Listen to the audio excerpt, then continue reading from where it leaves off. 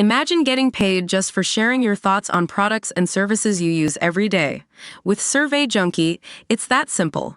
Click on the link in the video description to discover how you can start earning today by taking surveys. Showbiz legend Liza Minnelli is too unwell to make the journey from her home in Beverly Hills to New York to appear at the Tribeca Film Festival, where a new documentary about her life and legacy is screening next week. She was personally asked to attend by festival founder Robert De Niro, an old friend, who co-starred with her in Martin Scorsese's New York in 1977. The documentary, Liza, a truly terrific absolutely true story, is much anticipated, and features footage from her own private archive and interviews with friends.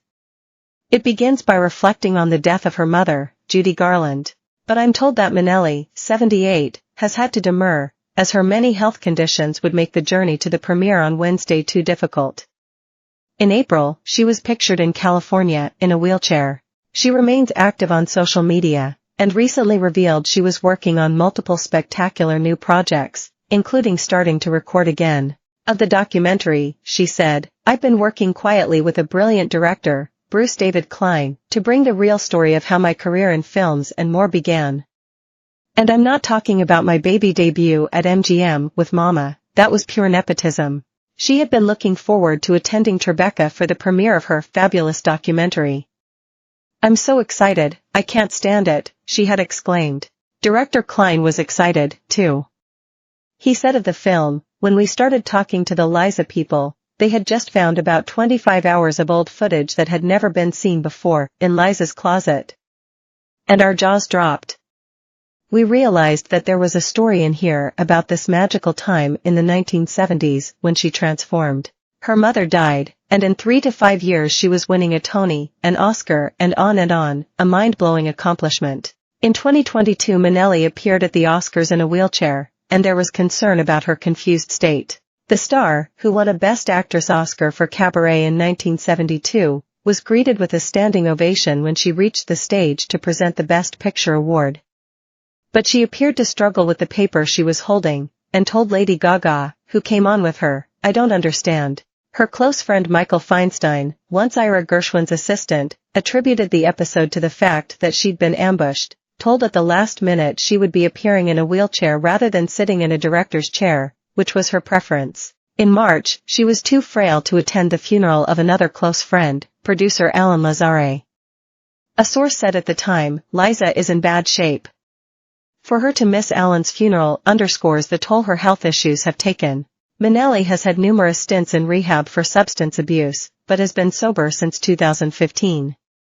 She's had hip and knee replacements, and a jaw reconstruction after a fall on stage. She's also broken her wrists, and once contracted viral encephalitis, which can affect movement, sight, and hearing. Filmmaker Matthew Vaughn is still smarting from the reception given to his mega flop Argylle, which took $96 million on a $200 million budget and appeared to squander the talents of Henry Cavill, Sam Rockwell, and Bryce Dallas Howard on a script which was preposterous, but not in a good way. "I thought it was a fun, feel-good movie," Vaughn lamented. "We didn't make Citizen Kane, but ing hell." The reviews came out and I'm like, wait, what have I done to offend these people? They were vitriolic. It did rattle me. It wasn't like a few bad reviews. It is what it is. You learn from these things. Hat Trick Productions boss Jimmy Mulville can sympathize. He thinks the public and critics are particularly vicious when it comes to judging sitcoms and scripted comedies. If you deliver a SOSO drama, viewers say, "I thought she was good in it," or "the lighting was nice." But if you deliver a comedy that doesn't land, it's like you've taken ****T in their living room. They are appalled. Rising star Bethany Antonia says she got in the mood to play feisty Baela Targaryen in House of the Dragon by listening to Beyoncé's My Power. "I made a whole playlist this season," she said.